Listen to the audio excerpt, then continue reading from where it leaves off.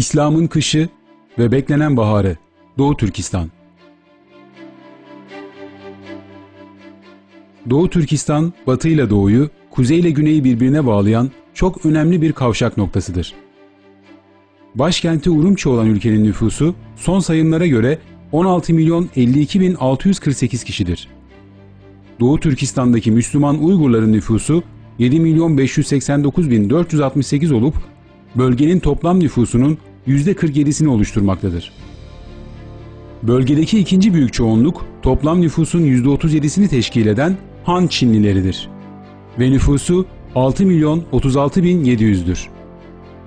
Doğu Türkistan geçmişten bugüne sırasıyla M.Ö. 803 yıllarında İskitlere, M.Ö. 300, M.Ö. 93 arasında Hunlara, 522-744 arasında Göktürk İmparatorluğu'na, 744-840 yılları arasında Uygur Devleti'ne, 751-870 yılları arasında Karluk ve Karahanlılar İmparatorluğu'na ve 1509-1679 yılları arasında da Saidiye Hanlığı'na ev sahipliği yapmıştır. 1863 yılında kurulan Doğu Türkistan İslam Devleti, Osmanlı İmparatorluğu, İngiltere ve Rusya tarafından diplomatik olarak tanınmıştır. 1876 yılında Çin İmparatorluğu'nca işgal edilen ülke, 1884'te Sincan adıyla imparatorluğa bağlanmıştır. Doğu Türkistanlıların bağımsızlık mücadelesi 20. yüzyılda da netice vermiştir. Ve 1933 yılında Kaşgar başkent olmak üzere Doğu Türkistan İslam Cumhuriyeti kurulmuştur.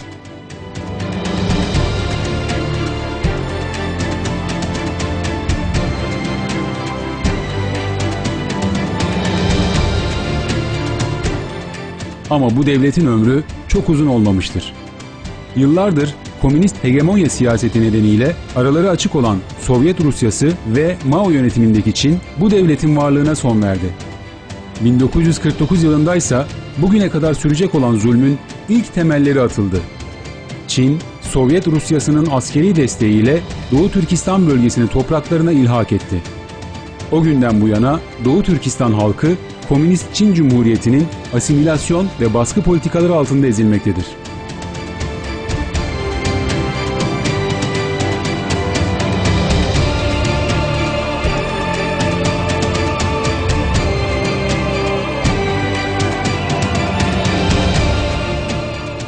Zulmün boyutu öylesine korkunç sınırlara ulaşmıştır ki 1949-1952 yılları arasında 2.800.000, 1952-1957 yılları arasında 3.509.000, 1958-1960 yılları arasında 6.700.000,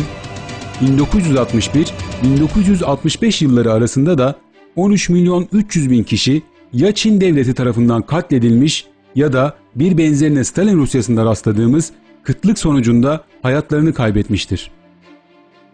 1965 yılından sonra ise katledilen Doğu Türkistanlı Müslümanların sayısının 35 milyon gibi korkunç bir rakama ulaştığı belirtilmektedir.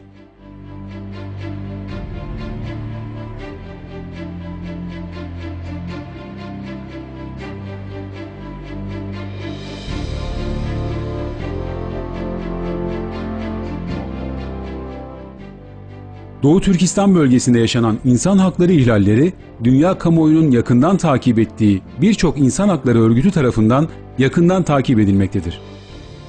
Hazırlanan birçok rapor, döküman ve benzeri çalışmaya rağmen dünya devletleri ve halkları Doğu Türkistan'da yaşanan katliamlara ve asimilasyonlara karşı sessiz kalmaktadır. Etnik asimilasyonun yanı sıra kültürel baskı ve yozlaştırma yöntemleri de Çin hükümetinin bölgede uyguladığı başlıca politikalardandır. Bölge halkının ana dili olan Uygur Türkçesi Çin hükümeti tarafından yasaklanmıştır ve yerel halk zorla Çince öğrenmeye ve konuşmaya zorlanmaktadır. 2002 yılından itibaren Sincan Üniversitesi'ndeki hemen hemen tüm derslerde Uygur Türkçesinin kullanımı engellenmektedir. Bu durum romanlara ve filmlere konu edilmiştir.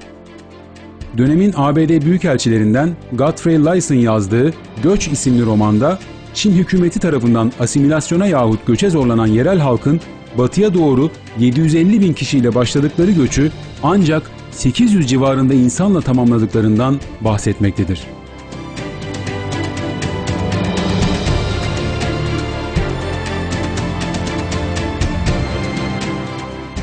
...2009 yılında yaşananlar da Doğu Türkistan tarihinin acılarından biridir. Guangdong eyaletindeki bir oyuncak fabrikasında çıkan olaylarda 2 Uygur Türk'ünün öldürülmesinin ardından başlayan olaylar önce çatışmaya, daha sonra da Uygurlar üstünde dehşet verici bir baskıya döndü. Resmi makamlara göre 184 kişi olaylarda ölmüş, 1680 kişi yaralanmış, 1434 kişi de tutuklanmıştı. Gerçek rakamlarınsa çok daha fazla olduğu bilinmektedir. 1000'den fazla Uygur Türk'ünün şehit olduğu bu olayların sonrasında da yüzlerce kız çocuğu fabrikalarda çalıştırılmak bahanesiyle evlerinden alınıp götürülmüş, tutuklanan birçok insandan da bir daha haber alınamamıştır. Olaylar sırasında bölgeye 20.000 takviye asker gönderen Çin, daha sonra olaylara karıştığı iddiasıyla da resmi makamlara göre 196 Uygur Türk'ünü idam etmiştir.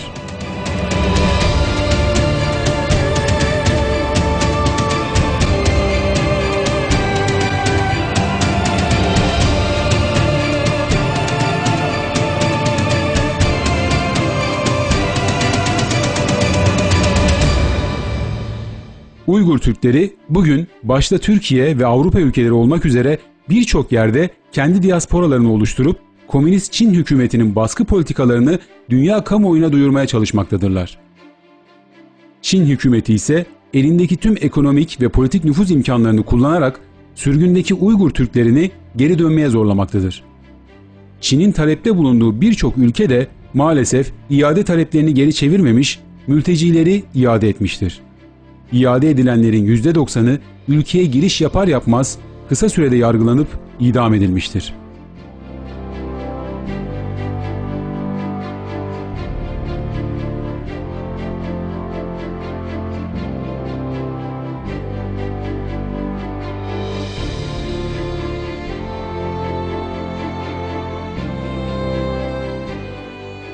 İade edilmeyen diğer sürgünlerse daha büyük baskılarla karşı karşıya bırakılıyorlar. Çin hükümeti bu sürgünlerin geride kalan mal varlıklarına sorgusuz sualsiz el koyup ailelerini ve akrabalarını tutukluyor. Bazılarını ise gözdağı vermek adına katlediyor. Tutuklanıp serbest bırakılan sürgün akrabalarına pasaport, kamu hizmetleri dahil her türlü hak yasaklanıyor ve propaganda görevi gören medya organlarında teşhir edilerek toplum içerisinde adeta tecrit ediliyor.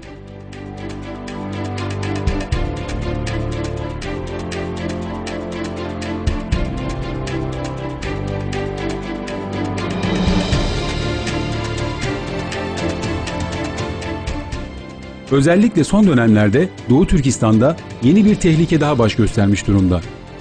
Han Çinlileri ile Uygur Türkleri arasında bir etnik çatışma körükleniyor. Oysa Uygur Türkleri efendiliğiyle, dürüstlüğüyle, sabrıyla, yatıştırıcı olmasıyla, devlete itaatiyle, mütevaziliğiyle, sadakat ve vefasıyla ün kazanmış asil bir halktır.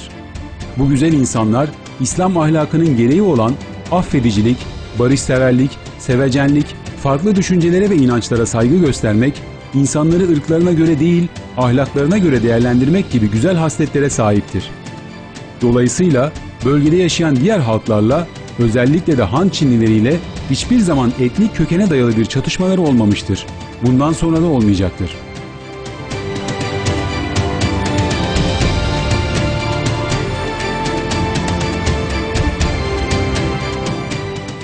Uygur Türkleri, Doğu Türkistan topraklarında her dinden, her etnik kökenden ve her düşünceden insanın bir arada birbirlerinin yaşam haklarına saygı duyarak huzur ve güven içinde yaşayabilecekleri bir ortam istemektedir.